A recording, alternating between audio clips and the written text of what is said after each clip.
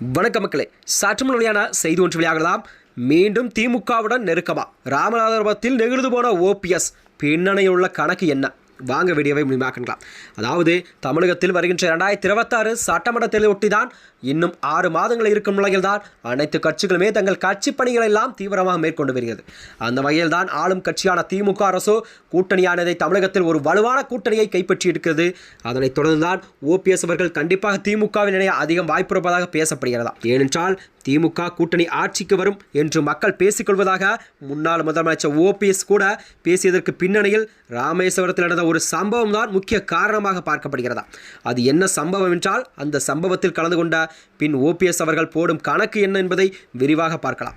அதாவது தமிழகத்தில் தேசிய ஜனநாயக கூட்டணியிலிருந்து முன்னாள் முதல்வர் ஓபிஎஸ் அவர்கள் விலகிய நிலையில்தான் அவரின் அடுத்த திட்டம் என்பது குறித்து அவரது ஆதரவாளர்கள் மத்தியில் ஒரு மிகப்பெரிய எதிர்பார்ப்பெல்லாம் உள்ளதாம்.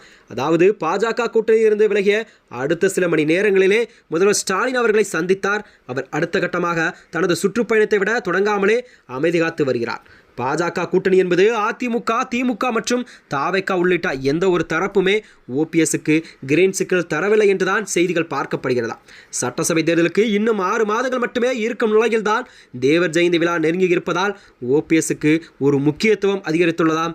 இந்த நிலையில்தான் ராமேஸ்வரத்தில் பசுமன் முத்துராமலிங்க தேவருக்கு மணிமண்டபம் அமைக்கப்பட்டு கும்பேசெல்லாம் நடத்தப்பட்டதாக கூறப்படுகிறதா. இந்த நிலையில் தேவர் சிலைக்கு தீதாவரணை நடத்தப்பட்டு புனித நீர் மக்கள் தெளிக்கப்பட்டதா.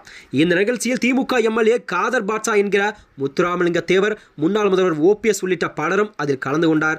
அதாவது ஓபிஎஸ் தலைமையில் திமுக தரப்பில் ஒரு மிகப்பெரிய வரவேற்பு அவருக்கு அளிக்கப்பட்டதா. நிகழ்ச்சி முழுக்கவே திமுக எம்எல்ஏ காதர் பாட்சா ஓபிஎஸ் உடன் தான் ஒரு நெருக்கமான நிலையில் இருந்து கொண்டதாக அரசியல் வட்டாரத்தில் பேசப்படுகிறதா. ராமநாதபுரம் மாவட்டம் திமுக வரவேற்பால் ஓபிஎஸ் மிகவும் நெகிழ்ந்து போனார் என்று அங்கிருந்தவர்களெல்லாம் கூறுகிறார்களாம். அது மட்டுமல்ல, ஓபிஎஸ்ஐ பார்க்க ராமேஸ்வரத்தில் ஒரு மிகப்பெரிய அளவில் கூட்டம் கூடியிருக்கிறதா. இந்த நிலையில்தான் ஓபிஎஸ் பேசுகையில் மீண்டும் கண்டிப்பாக திமுக கூட்டணி தான் தமிழகத்தில் ஆட்சி அமைக்கும் என்று ஒரு சூழல் நிலவுவதாக மக்களிடம் பேசி வருகிறார். அவர் பேசிய பேச்சுக்கள் தமிழகத்திலே ஒரு பெரும் பரபரப்பை எல்லாம் அதிமுக ஏற்படுத்துகிறதா. எதிர்க்கட்சிகள் பிரிந்து கிடப்பது திமுகவுக்கு சாதகமாக இருப்பதாக தெரிவித்துள்ளார். இதில் அதிமுக மற்றும் பாஜகவுக்கு சாக்காக இருந்தாலும் கூட ஓபிஎஸ் மனதில் வேறு கணக்கு இருப்பதாக கூறுகிறார்களாம். ஏற்கனவே மக்கள் தேர்தலின் போது ராமேஸ்வரம் தொகுதியில் ஓபிஎஸ் போட்டியிட்டார். அவர் சுயேட்சையாகத்தான் போட்டியிடவில்லை. ஓபிஎஸ் 2வது இடத்தை பிடித்துள்ளார் என்ற செய்திகள் அரசியல் பார்க்கப்பட்டதாம். தற்போது ராமநாதபுரம் ஓபிஎஸ்க்கு ஆதரவாக இருப்பதால் கண்டிப்பாக சட்டசபை தேர்தலில் ராமநாதபுரம் தொகுதியை கண்டிப்பாக ஓபிஎஸ் அவர் களமிறங்க அதிக வாய்ப்புள்ளதாக கூறப்படுகிறதாம். கடந்த சில மாதங்களாகவே ஓபிஎஸ் அவர்கள் ராமநாதபுரத்தில் மீண்டும் போட்டியிட முடிவெடுப்பதாக பேசப்பட்டு வருகிறதாம்.